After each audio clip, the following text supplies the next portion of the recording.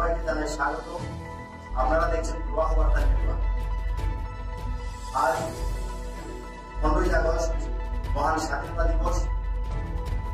স্বাধীনতা দিবস উপলক্ষে আমাদের নিউজ ডিভিশন স্টুডিওতে এক আলোচনা চক্রের আয়োজন করা হয়েছে। সেই আলোচনা চক্রে এই এলাকার বিশিষ্ট 3 জন ব্যক্তিত্বকে আমরা আমন্ত্রণ জানিয়েছি। সেই আমন্ত্রণকে সাড়া দিয়ে আমাদের স্টুডিওয়ে উপস্থিত হয়েছেন মানব বিকাশ বিদ্যানিকেতনের প্রধান শিক্ষক মাননীয় জহিরুদ্দিন মহাশয়।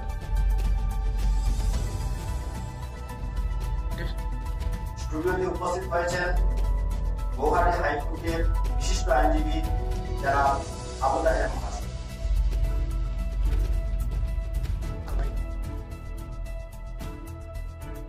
আমাদের নিউজ বিজ্ঞানের আমন্ত্রণে সাড়া দিয়ে স্টুডিওতে উপস্থিত হয়েছেন কাটাতলী সিনিয়র মাদ্রাসা বিষয় শিক্ষক মৌলানা মোহাম্মদ ইয়াহিয়া সাহেব।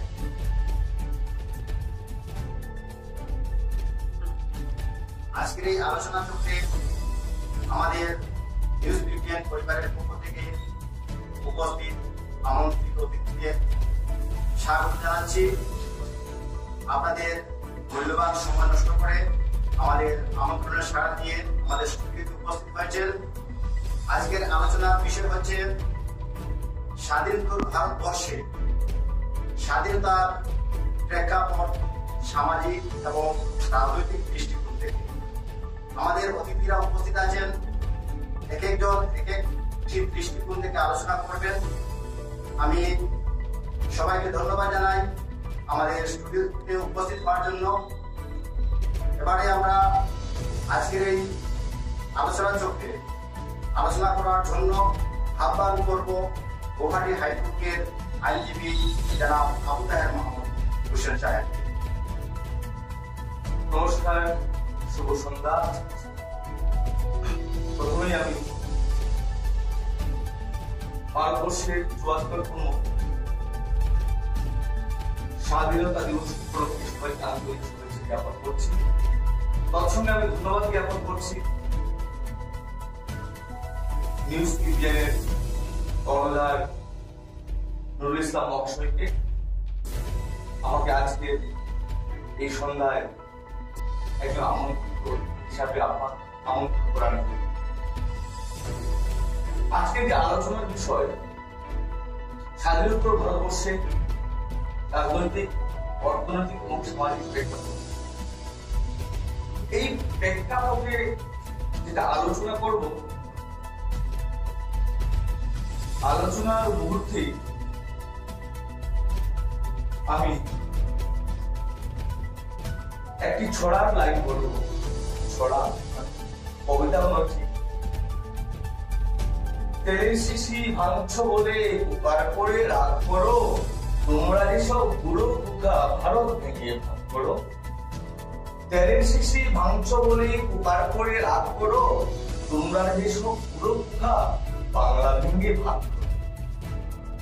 সে যাই হোক, তারপরও আমরা স্বাধীন ভারতবর্ষের নাগরিক। আবারও এই সন্ধিকোণে দাঁড়িয়ে আজকের 15ই আগস্ট ভারতবর্ষের স্বাধীনতা দিবস সবাইকে আন্তরিক শুভেচ্ছা। এবার যেটা কথা হচ্ছে, স্বাধীনোত্তর ভারতবর্ষের 3টি প্রেক্ষাপট, সামাজিক, রাজনৈতিক এবং অর্থনৈতিক, 3টা অত্যন্তভাবে সম্পৃক্ত। সামাজিক উন্নতি না হলে রাজনৈতিক হবে না, রাজনৈতিক না হলে অর্থনৈতিক উন্নতি হয়। এই 3টা প্রেক্ষাপটে দাঁড়িয়ে আজকের দিনে যেটা আমি আলোচনা করব, 1947 সালের 15ই আগস্ট মধ্যাহ্ন রাত সারা পৃথিবীর মানুষ ভারতবর্ষের দিকে এক নজরে তাকিয়েছিল। সেই রাত্রে ভারতবর্ষের স্বাধীনতা লাভ করবে, সেটা স্বাধীনতা না কোনো হস্তান্তর। একটা আইনের মাধ্যমে ভারতবর্ষ স্বাধীনতা অর্জন করেছিল, আর সেই আইনটা পাস করা হয়েছিল ব্রিটিশ পার্লামেন্টে, Indian independence act 1947, and that act was enacted by the British Parliament Parliament in the year 1957. Under this act, India got independence. But মনে রাখবেন শিরোনামে ছিল ইন্ডিয়ান ইন্ডিপেন্ডেন্স অ্যাক্ট। শিরোনাম ছাড়া পুরো অ্যাক্টের মধ্যে কোনো একটা ধারায় কোনো একটা সেকশনে ইন্ডিপেন্ডেন্স শব্দ নেই। এখানে রয়েছে ট্রান্সফার অফ পাওয়ার, ক্ষমতার হস্তান্তর। 200 বছর অবাক হবেন, ভারতবর্ষের মতো একটা রাষ্ট্রকে 100 বছর শাসন করেছিল একটা কোম্পানি, ইস্ট ইন্ডিয়া কোম্পানি। 1857 সালের যে সিপাহী বিদ্রোহ, তথাকথিত সিপাহী বিদ্রোহ, তারপর যেটাকে ব্রিটিশ ঐতিহাসিকরা বলেছিল সিপাহী বিদ্রোহ, তো সেটা ছিল ভারতবর্ষের প্রথম গণ অভ্যুত্থান, ভারতবর্ষের প্রথম স্বাধীনতা আন্দোলন। সেই আন্দোলনের পর 1958 সালে যে মহারানীর ঘোষণাপত্র হয়েছিল, সেই ঘোষণাপত্রের মাধ্যমে ভারতবর্ষকে শাসন করেছিল ডাইরেক্ট সরকার। তার আগে কিন্তু একটা কোম্পানি শাসন করেছিল 100 বছর। একটা কোম্পানি ভারতবর্ষের মতো দেশকে 100 বছর শাসন করেছিল। আমি প্রথমে যে কবিতার পংক্তি বলেছিলাম, তেলের শিশি ভাঙছো বলে পোকার পরে রাগ করো, তোমরা যেসব পুরো পোকা ভারত ভেঙে ভাগ করো, সেই আলোকে আমি আলোচনাটা করতে চাই। এটা আদৌ স্বাধীনতা প্রাপ্তি না একটা কম্প্রোমাইজ, না একটা আপোষ, মীমাংসা, যে মীমাংসার মাধ্যমে বিদেশির হাত থেকে ক্ষমতা হস্তান্তর করা হয়েছিল স্বদেশীর কাছে। আমি ব্যতিক্রমী মানুষ, ব্যতিক্রমী আলোচনা করব। আমি একটা বিতর্কিত লোক, অনেকে আমাকে নিয়ে বিতর্ক করে, জীবনটা বিতর্কিত, আলোচনাও করবো আমি বিতর্কিত এবং ব্যতিক্রমী আলোচনা আমি করব। যে সময় পৃথিবীর সব স্বাধীনতা আন্দোলনে আমরা যেটা দেখেছি, বিদেশির সঙ্গে স্বদেশীর লড়াই হয়েছে, কিন্তু ভারতবর্ষের স্বাধীনতার অন্তিম লগ্নে স্বদেশীর সঙ্গে স্বদেশীর লড়াই, মুসলমানের সঙ্গে হিন্দুর লড়াই, শিখের সঙ্গে হিন্দুর লড়াই, শিখ, বুদ্ধ, মুসলিম, খ্রিস্টানের লড়াই, সেই লড়াইয়ের মাধ্যমে রক্তক্ষয়ী সংগ্রাম, যেটা বিদেশির সঙ্গে লড়াই, শেষ সংগ্রাম হয়েছিল স্বদেশীর সঙ্গে স্বদেশীর মাধ্যমে। তার মাধ্যমে ভারতবর্ষ স্বাধীনতা অর্জন করেছিল। আজকে আপনাদের এই আলোচনা চক্রে এই মুহূর্তে বসে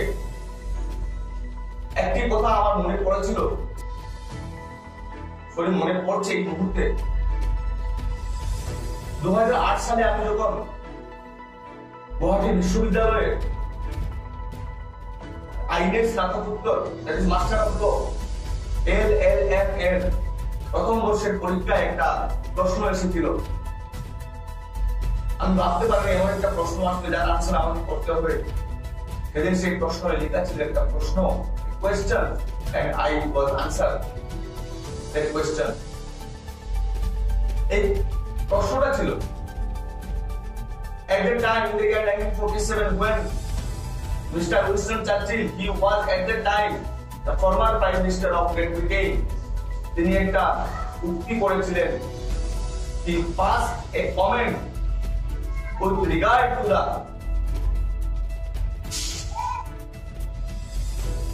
Indian leaders who were at the time they were at leading position. Indian leaders are robbed, freebooters and rascal. এমন একটা উক্তি করেছিলেন যে ভারত তৎকালীন সময়ে ভারতবর্ষের নেতারা লুণ্ঠনকারী, প্রতারক, শিয়াল।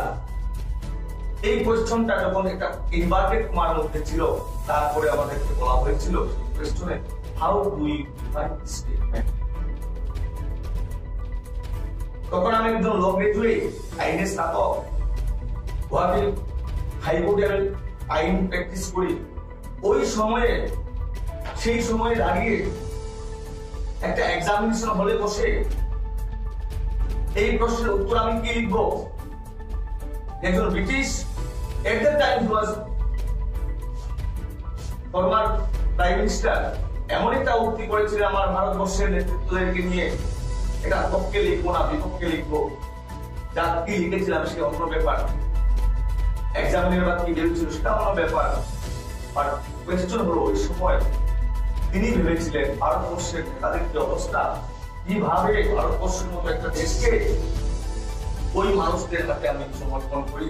আমরা ব্রিটিশরা কারা ছিল তখন নেতা?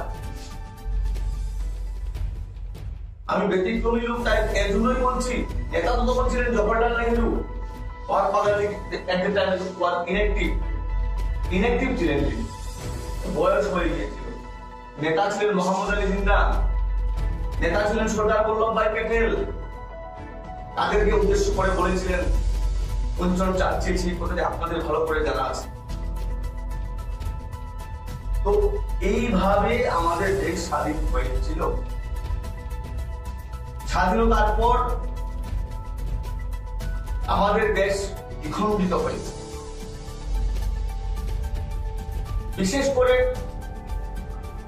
বাঙালি জাতি এবং পাঞ্জাবি জাতি, যাদের সব থেকে বেশি অবদান ছিল ভারতবর্ষের স্বাধীনতা আন্দোলনে, তাদেরকে দ্বিখণ্ডিত করা হয়েছিল, তাদের ভূমিকে দ্বিখণ্ডিত করা হয়েছিল, তাদের সংস্কৃতিকে দ্বিখণ্ডিত করা হয়েছিল, তাদের ভাষাকে দ্বিখণ্ডিত করা হয়েছিল, কাটা পায়ে বেড়া দেওয়া হয়েছিল। আজ ভারতবর্ষের বাঙালিরা উদ্বাস্ত।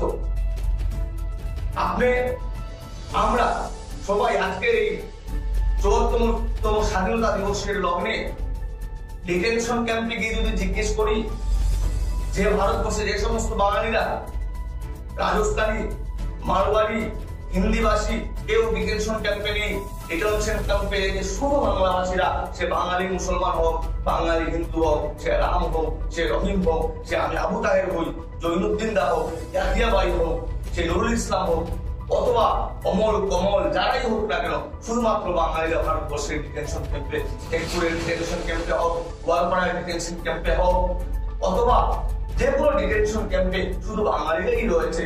এবং যারা নেতাজি সুভাষচন্দ্রের মতো মানুষ, স্যার চিত্তরঞ্জন দাসের মতো মানুষ, সারা ভারতবর্ষের যতটা স্বাধীনতা আন্দোলনকারী একদিকে এক পাল্লায় যদি তোলা হয়, বাঙালি আন্দোলনকারী যারা ছিলেন তাদেরকে যদি এক পাল্লায় তোলা হয়, তাদের ওজন বেশি ভারী হবে। কিন্তু সেই জাতি আজ দ্বিখণ্ডিত, সেই সংস্কৃতি আজ দ্বিখণ্ডিত, সেই ভূমি আজ দ্বিখণ্ডিত।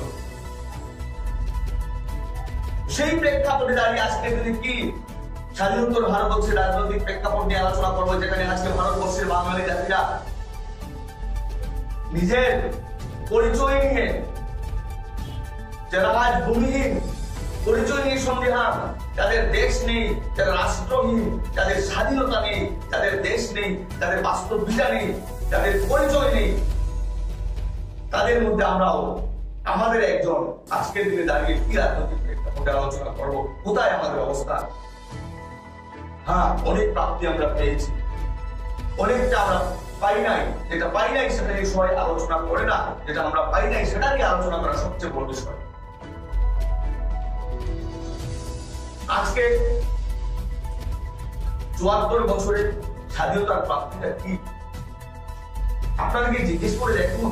একটা ডিটেনশন ক্যাম্পে যে বাঙালি মা, বাঙালি বোন, বাঙালি ভাই, এমনকি ভারতবর্ষের ডিটেনশন ক্যাম্পে আসাম রাজ্যে ডিটেনশন ক্যাম্পে বন্দী অবস্থায় মৃত্যু হয়েছে, মৃত্যুর পর তাকে বাংলাদেশি বলে, বিদেশি বলে ডিটেনশন ক্যাম্পে রাখা হয়েছিল। কিন্তু মৃত্যুর পর তাকে বাংলাদেশ গ্রহণ করেনি।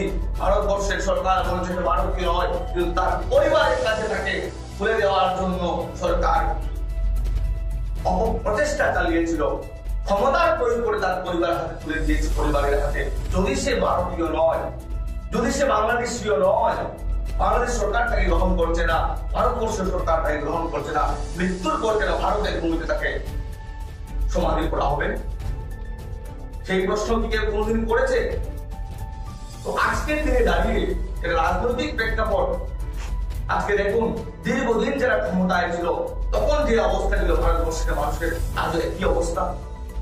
আজকের দিনে ভারতবর্ষে আমরা একটা গণতান্ত্রিক ব্যবস্থার মধ্যে আছে কিনা সেটাও একটা সন্দেহের ব্যাপার। পশুর মাংস ফ্রিজে গচ্ছিত রাখার অপরাধে মানুষকে হত্যা করা হয়, পিটিয়ে মানুষকে হত্যা করা হয়, ট্রেনের মধ্যে চলন্ত ট্রেনে মহিলাকে দর্শন করে হত্যা করা হয়, আসিফার মতো একটা ছোট্ট মেয়েকে দর্শন করা হয়,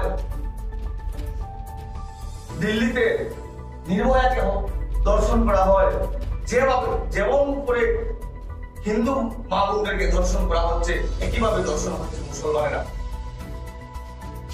যে ভারতবর্ষে আমরা বলি গণতান্ত্রিক রাষ্ট্র ব্যবস্থা, ওই সেই গণতান্ত্রিক রাষ্ট্র ব্যবস্থায় সাধারণ মানুষের, নিম্নবিত্ত মানুষের, মধ্যবিত্ত মানুষের, নিম্ন মধ্যবিত্ত মানুষের কোনো প্রতিনিধি নেই।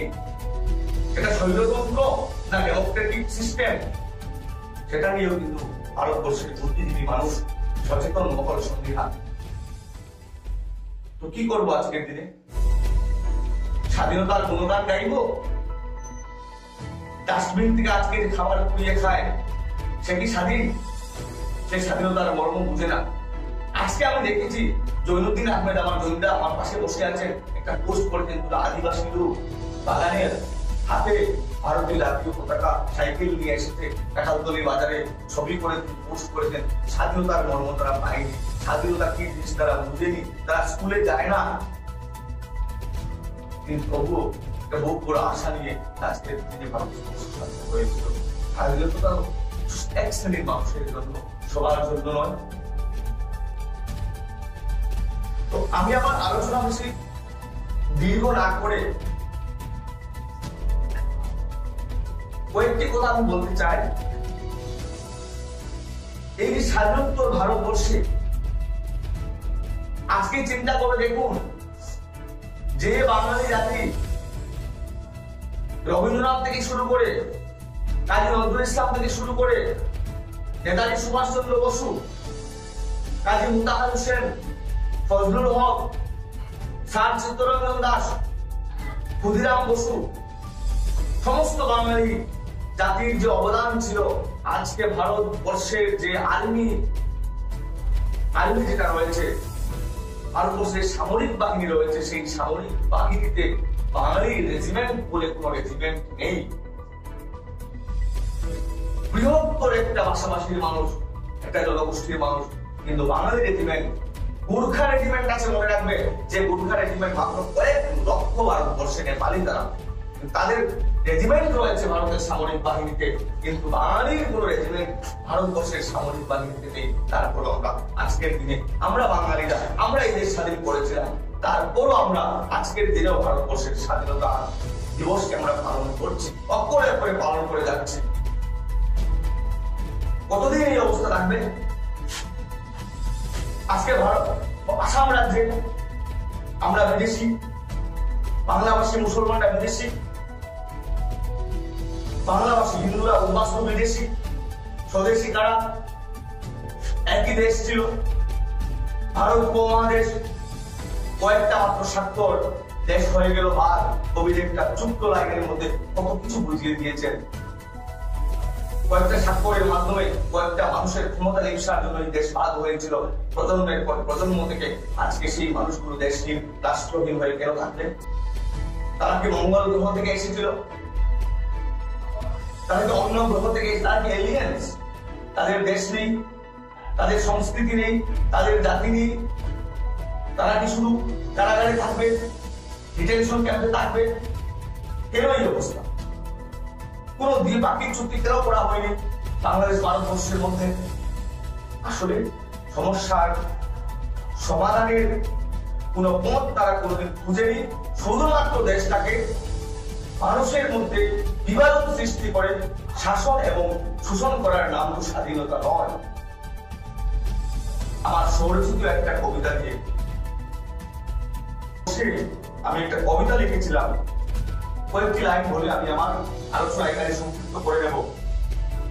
স্বাধীনতা মানে দেশভাগ, স্বাধীনতা মানে দুটুকরো বাংলা, স্বাধীনতা মানে কাঁটাতারের ভেড়া, স্বাধীনতা মানে ক্ষমতার দুর্নীতির হস্তান্তর, স্বাধীনতা মানে স্বদেশীর সঙ্গে স্বদেশীর লড়াই, স্বাধীনতা মানে হিন্দু মুসলমানের রক্তকয়ী সংঘর্ষ, স্বাধীনতা মানে প্রজন্মের পর প্রজন্ম অবধি বাঙালি জাতির উপর বিদেশি তকমা, স্বাধীনতা মানে ক্ষুধার্ত মানুষের আন্দোলন,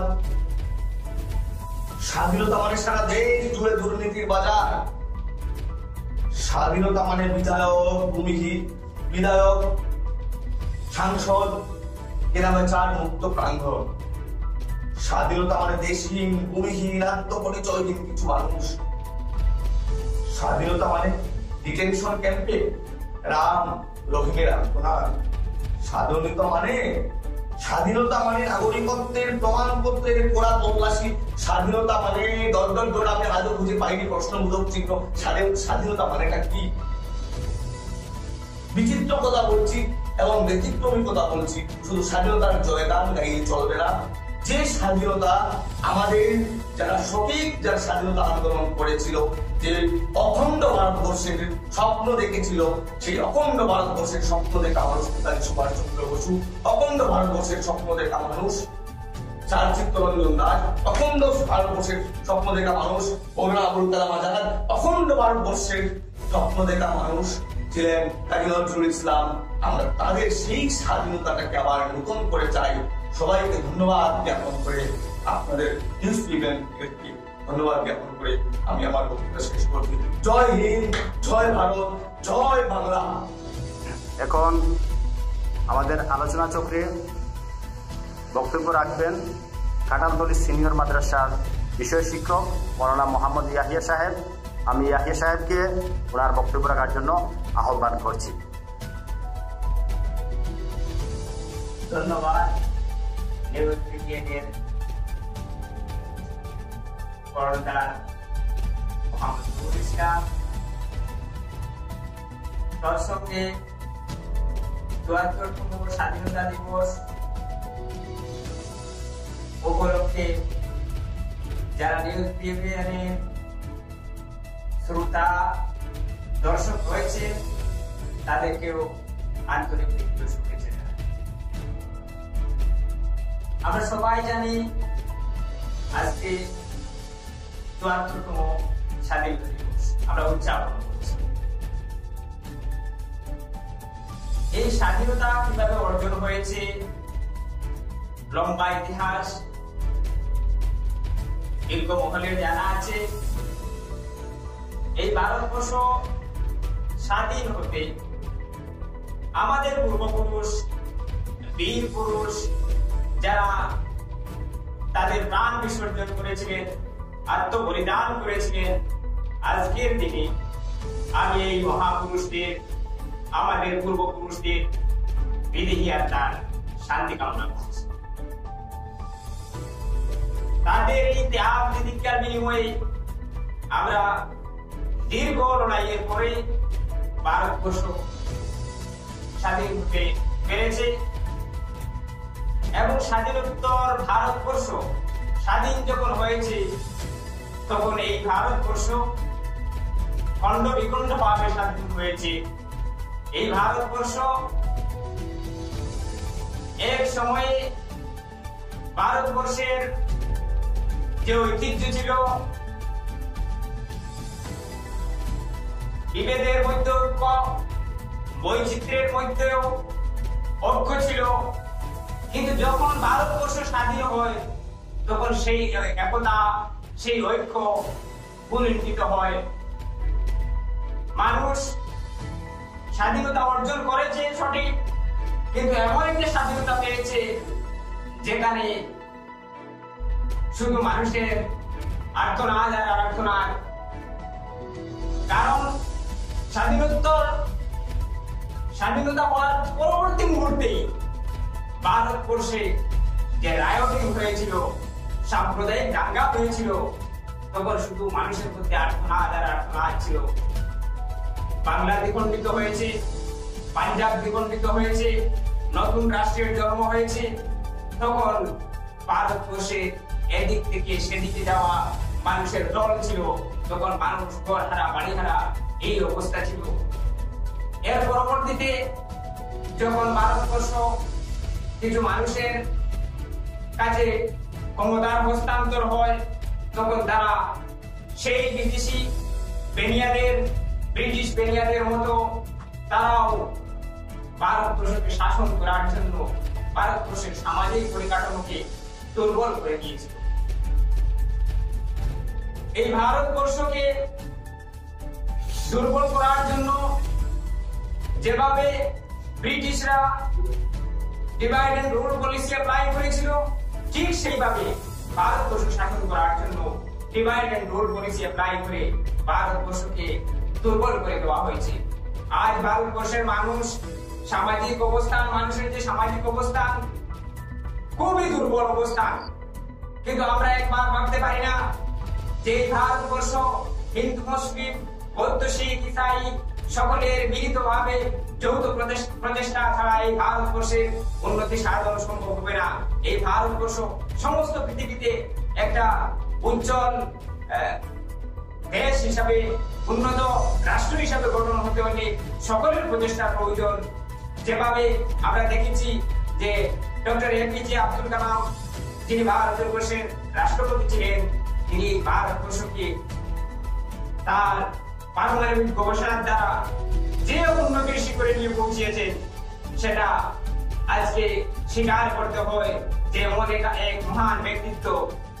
সেখানে তো হিন্দু মুসলমানের প্রশ্ন নেই, হিন্দু হতে হবে, মুসলমান হতে হবে, শুধু হিন্দু মুসলমান এবং বিভেদ তৈরি করে আমাদের মধ্যে বিভাজন সৃষ্টি করে শুধুমাত্র এক শাসন শোষণের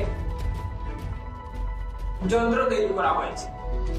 কিভাবে আমাদেরকে শাসন করা হবে, একটা সুন্দর পরিকাঠামো তৈরি করা যেত, কিন্তু সেদিকে না গিয়ে সেই পরিকাঠামো তৈরি করতে ভারতবর্ষের মানুষকে প্রথমে মানব সম্পদ হিসেবে রূপান্তরিত করার প্রয়োজন। মানুষ যখন মানব সম্পদ হবে, আজ মানুষকে আবেগিক করে, মানুষকে একটু উশৃঙ্খল ভাব ধরিয়ে এক মানুষ অন্য মানুষকে নিপীড়ন করছে, অত্যাচার করছে, প্রাণ নিয়ে নিচ্ছে। কি জন্য নিচ্ছে, সেই মানুষটার কি জন্য প্রাণ যাচ্ছে, ওই মানুষগুলো জানে না। ওই মানুষ যখন মানব সম্পদ হিসাবে তৈরি হবে, মানব সম্পদ হবে, তখন এসব বুঝতে পারবে। ওইদিকে ভারতবর্ষ থেকে যদি আমরা সাম্প্রদায়িক বিভাজনকে দূর করতে পারি, ভারতবর্ষ থেকে যদি বিভেদকে হটিয়ে দিতে পারি, আর আমরা ঐক্যবদ্ধ হিসাবে হিন্দু, মুসলমান, শিখ, ইসাই সকলে ঐক্যবদ্ধ হয়ে সংগ্রাম করতে পারি, ভারতবর্ষ গঠন করতে পারি, তাহলে এই ভারতবর্ষ যেজন্য স্বাধীন হয়েছিল, আমাদের পূর্বপুরুষরা যে চিন্তাধারা নিয়ে এই ভারতবর্ষকে স্বাধীন করতে সংগ্রাম করেছিলেন, রক্ত জড়িয়েছিলেন, প্রাণ বিসর্জন দিয়েছিলেন, আত্মবলিদান দিয়েছিলেন, তা সার্থক হবে যদি আমরা একতাবদ্ধ হয়ে কাজ করতে পারি। তাই আজকের দিনে, আজকের এই স্বাধীনতা দিবসে, এই স্বাধীনতার শুভ সন্ধ্যায় আজকে আহ্বান জানাচ্ছি যে আমরা সকলে এক হয়ে এই ভারতবর্ষকে সুন্দরভাবে গঠন করি। এর জন্য সকলকে আহ্বান জানিয়ে, নিউজ বিজ্ঞানকে ধন্যবাদ জানিয়ে আমি আমার কথা এখানে শেষ করলাম। জয় হিন্দ। এবারে আমাদের সর্বশেষ আলোচক, মানব বিকাশ বিদ্যা নিকেতনের প্রধান শিক্ষক মাননীয় জৈনুদ্দিন মহাশয়।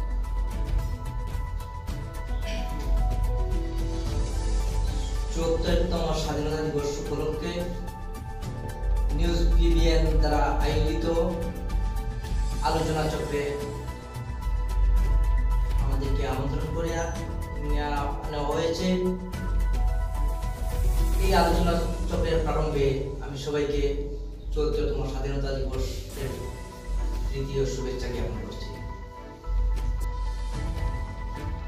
আজকে এটা আলোচনার বিষয় স্বাধীনোত্তর ভারতবর্ষে সামাজিক, অর্থনৈতিক, রাজনৈতিক প্রেক্ষাপট নিয়ে। এই স্বাধীনোত্তর ভারতবর্ষে যে আমরা স্বাধীনতার পরবর্তী সময়ে